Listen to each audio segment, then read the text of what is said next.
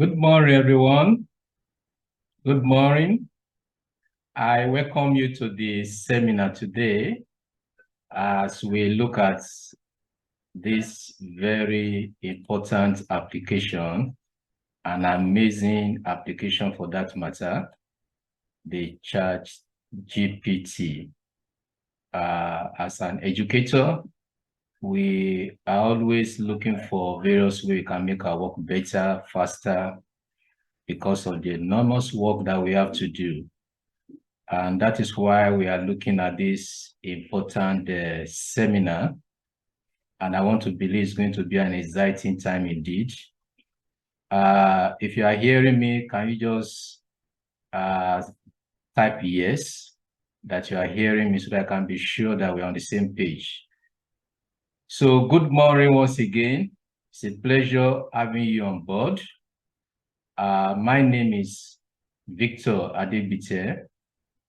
I'm going to give a quick introduction of myself as we move on in the seminar. Oh, that's beautiful. So as you just unmute yourself, especially if you have noise disturbances around you. I have around me here too, but I will see how to make do with the circumstance. All right. We have more people coming in that we need to let in. Let me also inform us that we have two sessions for this webinar. We're having the first session now.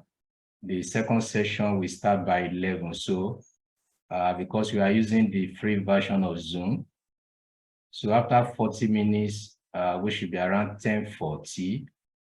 Please log in back by 11. I've sent the link to the message section. So look at the link and then reconnect back again to the webinar or seminar. All right. Before I do a quick introduction of myself, let me see. We have some people trying to join as well. Let's let them in.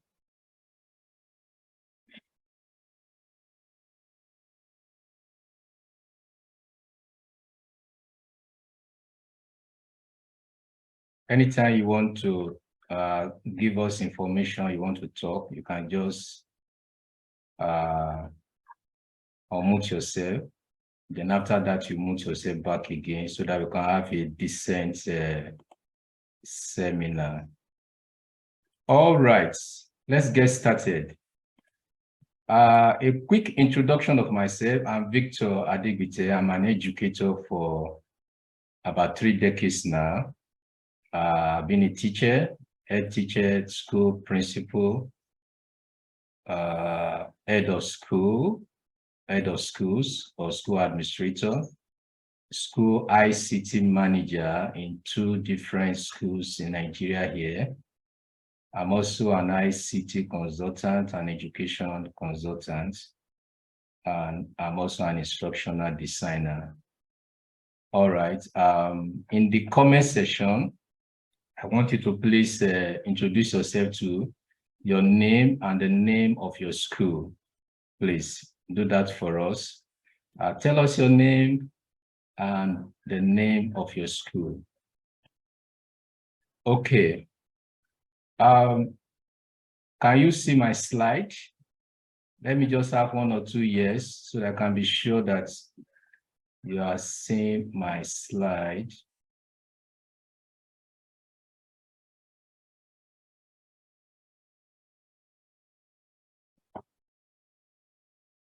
Beautiful. So we are good to go. As more people join, yes. Then hello. Hello, somebody say something there. I said, yes, we can see your slide. Beautiful, beautiful. Thank you very much. I need to get feedback from time to time so that we're on the same page. Great. So let's get started. I have learning objectives. that we're going to work with. As educators, we all know the importance of learning objectives. So at the end of this webinar seminar, you should be able to understand what is meant by AI, OpenAI, and ChatGPT. Sorry, that's the type of error there. It's GPT. And then you should be able to get to know other AI tools. You know, ChatGPT is so popular today that so many people are not even aware that we have other tools that are also very marvelous that can be used as productivity tools to enhance our work. So I'll let you know some of them. I may not be able to mention many because of time restraints, but we have something we have prepared for educators, which I'll let you know as time goes on, so you can get to know more about others and how you can utilize them to improve or increase your productivity as an educator or school administrator. All right.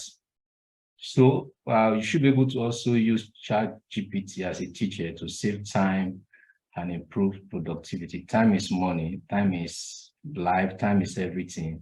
So anything that can save your time, I want to believe you want to have a buy-in so that you can improve and do better. And then school managers, vice principal, head of department, head teacher, school administrator, head of schools, what have you, how can we use ChatGPT to also enhance our performance and have optimal performance in our work?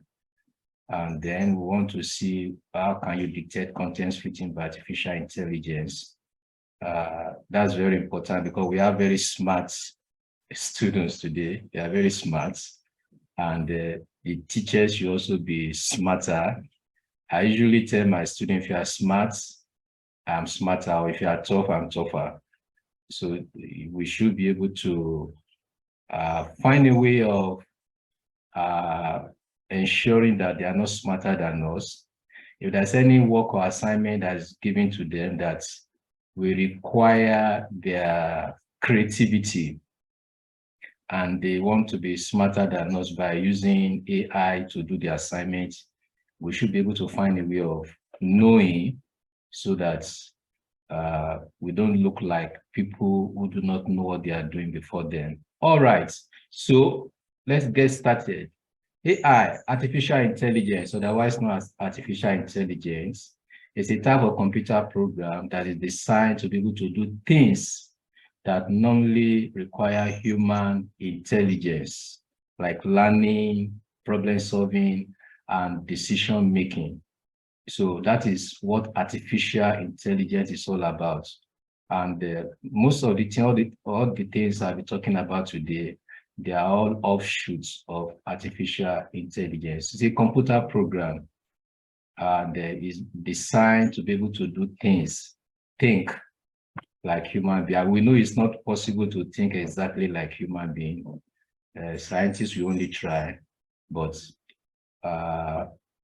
we have great improvement unlike what we used to have 1, 2, 3, or 4 decades ago. So that is very important. And then from AI, I moved to OpenAI. OpenAI is actually like an organization. It's an organization that is working, developing better and more advanced AI programs that are able to solve problems and make life easier for people. So they are trying to create AI that can do even more things like understand human language and emotions, and also be creative as well. So that is OpenAI. So you know what AI is, and then we have OpenAI that is delving into AI, studying AI, and seeing how AI can be utilized to further assist man. I hope it will be on the positive side all the time. Okay, so and then from there we now go to Chat GPT, which is the major thing we are looking at today. Chat GPT is one of the AI programs. I'm sure you are following. I'm taking it step by step so that you have a full understanding. So Chat GPT is one of the AI programs that was created by OpenAI. It's designed to be able to have conversation with people, like you will see in my demonstration very soon, and to understand and respond to what they say, kind of like a smart friend that you can talk to. The AI is so robust that it can even remember what you have said, maybe about 2 or 3 conversations ago, and then can even apologize and then correct mistakes and what have you. That is what Chat GPT can do. And it's one of the work of OpenAI as a company. And like I said, we actually have other AI tools. We have so many. In fact, in the last 2-3 weeks, we have so many that have been created or developed to solve one problem or the other.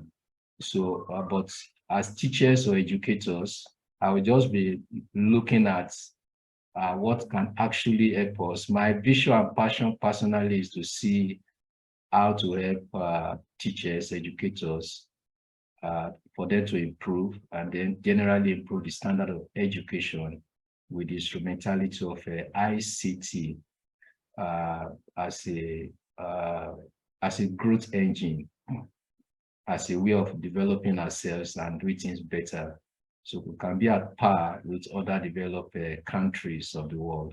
So I will just look at 3 of them. We have a book we call Chat GPT for Educators. It will be ready by next week, Thursday.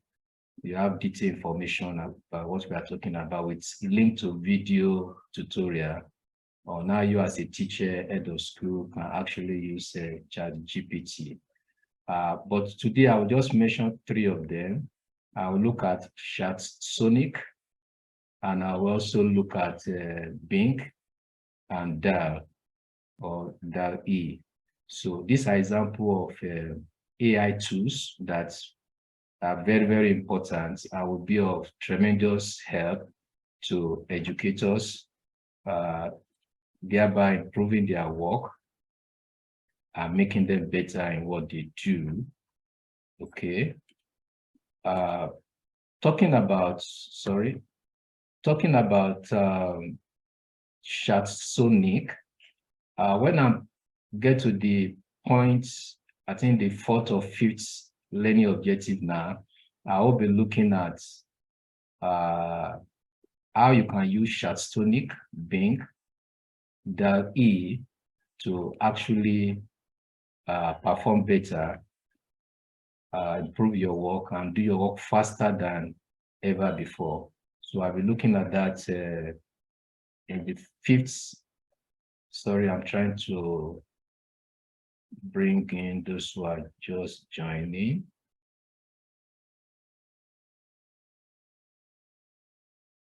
Okay, so I'll be looking at that when we get to that point. All right. So now, for us to use Chat GPT effectively, there is need for us to also understand how it works. The Chat GPT is so amazing, but there is need for you to give instruction to Chat GPT to be able to get what you want. We call it prompts. Another beautiful way you can understand, if I use the word seed, you want to get a lot of harvest. If you're a farmer, you will need to plant seed. So that is how Chat GPT works. You need to give it a prompt so that it will be able to do what you want. And if you give the prompt, you are not getting what you want, you can change it. You can adjust it to meet or suit the purpose, excuse me, of what you're actually expecting. So how do we use it? 1, give clear and concise language. When asking for specific information from Chat GPT, it's important to use clear and concise language to help it understand exactly what you are looking for. For instance, what is the definition of cognitive dissonance? Can you explain how the circulatory system works? And so on and so forth. When you do that, it will help Chat GPT to understand what you are talking about, and then be able to give you the appropriate answer that you are looking for. Let me just demonstrate that. I want it to be practical based as we move on in the tutorial. Okay, I'll come to that briefly. Let me end this slide. I'll come back to it.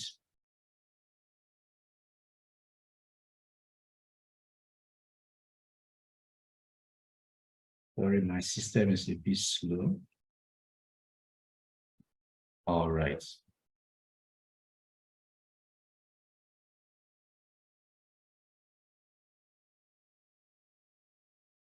So I want to explain or demonstrate what I mean by that.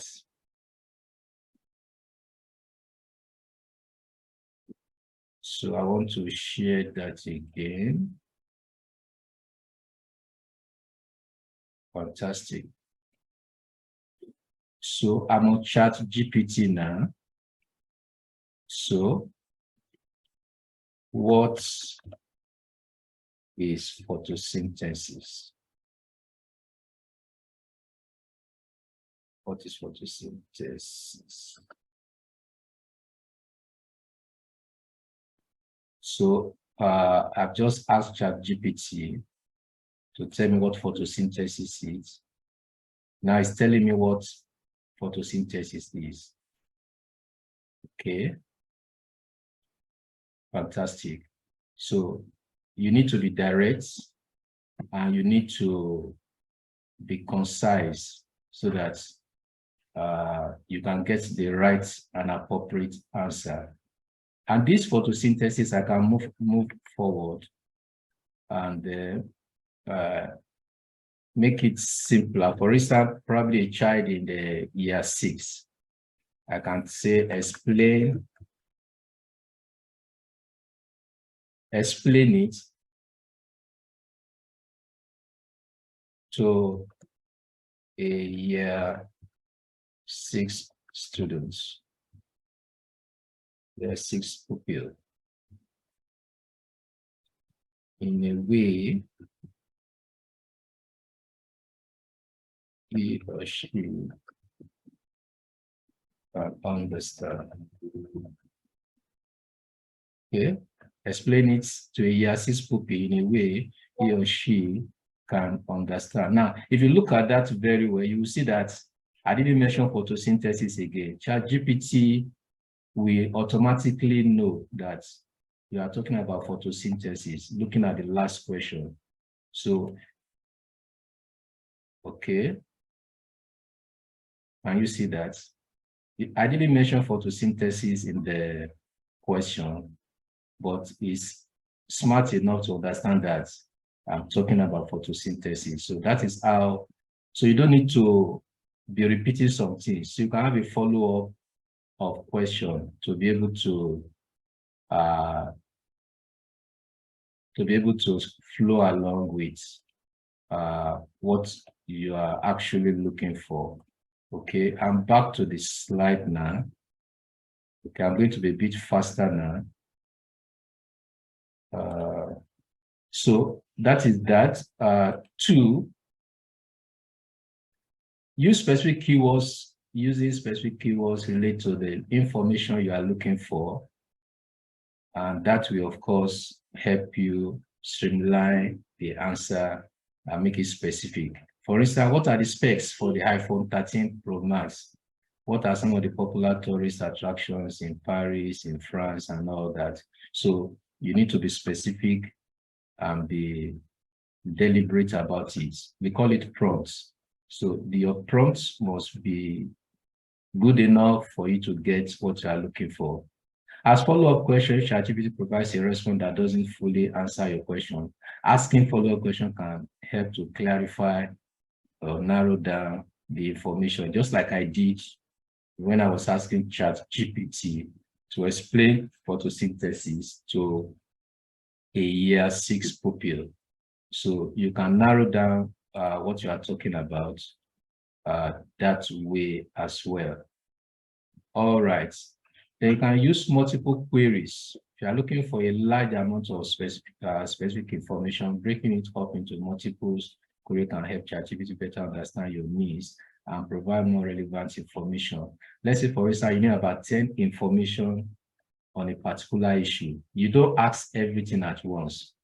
You can just ask one. When ChatGPT has answered it, then you now ask another question. Let's say, for instance, you want to travel to France tomorrow, and then you start asking ChatGPT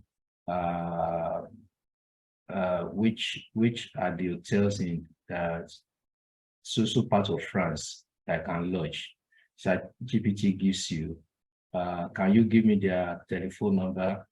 ChatGPT gives you, and then you keep asking like that instead of modeling up everything and expecting an answer. Well, you may be able to get an answer, but it might not be as good as what you should get.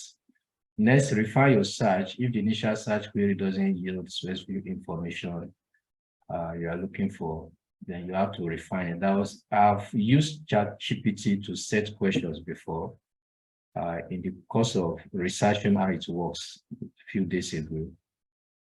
Later, I did it again, and it was telling me that it cannot set objective questions. What went wrong? What went wrong was that my query or prompt was wrong. So when I corrected it, then I got what I was looking for. So your ability to do that is very important. All right. We move to the next session now, and that is teachers' use of ChatGPT. This is a wonderful, wonderful session. Now, it's important we know that there are so many ways we can use ChatGPT. We'll not be able to cover even 1/10 of it in this seminar. But by next Thursday, our research-based book will be ready by Edit Learning Solution. You'll be able to grab a copy. We have video tutorial links there, be able to learn more and more. But let's see a few things, and then I'll demonstrate some of them as well. You can use ChatGPT as a teacher to ask for a definition or a technical term. Yes, I just did that a few minutes ago, asking ChatGPT to define photosynthesis for you. You can request specific data or statistics on a particular topic, ask for a recommendation on a book or article related to a particular subject. You can ask for lists of strategies for teaching specific skill or concepts. That's very, very important. Let's say, for instance, you have, let's go back to ChatGPT now. Okay. Let me remain here instead of, so I'm going back to ChatGPT now. So let's say, for instance, I want to teach, a topic like, let me use my popular topic again, photosynthesis. And then I ask ChatGPT, give me a topic, a teaching method I can use in teaching. Please let somebody unmute and tell me you are hearing me and you are seeing what I'm doing on ChatGPT, so I can be sure we are following. Very sir. Oh, thank you. I can hear you. Give me. I hear you, sir. All right, thank you. I'll hear you, sir.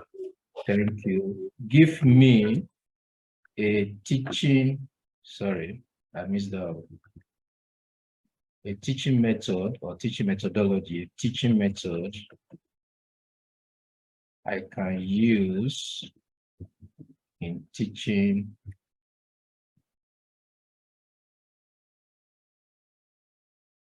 photosynthesis.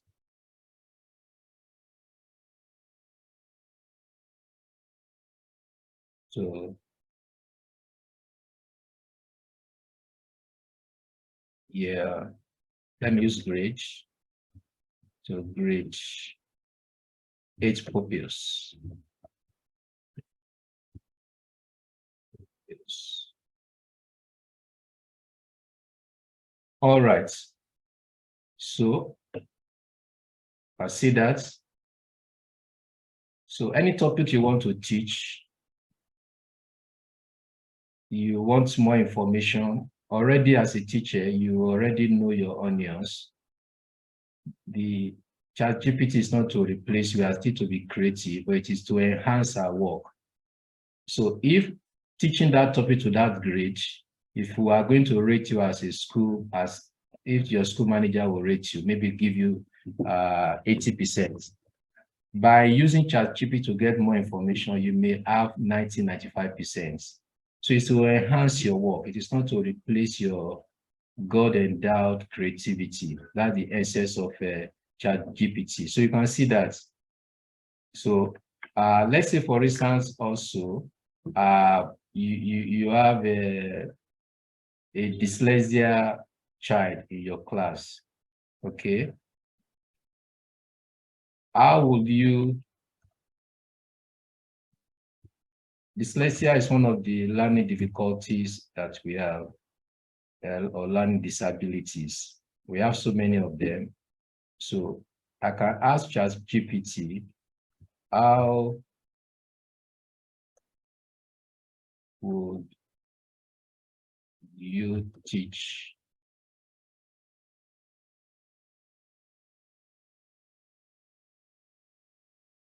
addition of numbers? How will you teach dyslexia pupils addition of numbers? Okay, fantastic. So you can see that